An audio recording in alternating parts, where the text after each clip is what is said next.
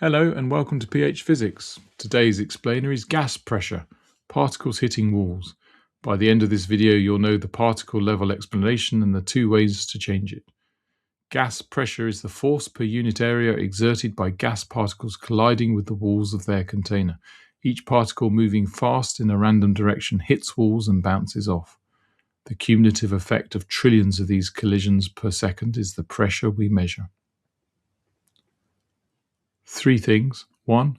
More particles per unit volume means more collisions per unit area per second, i.e. higher pressure. 2. Higher temperature means faster moving particles, more frequent and harder collisions, i.e. harder pressure. 3. Both effects appear in the gas laws. Common slip.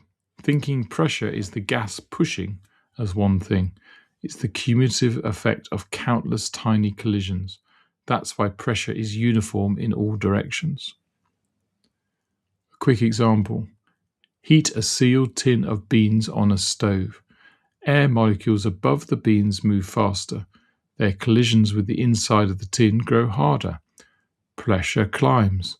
Eventually the tin can bursts, which is why you never seal a tin and heat it.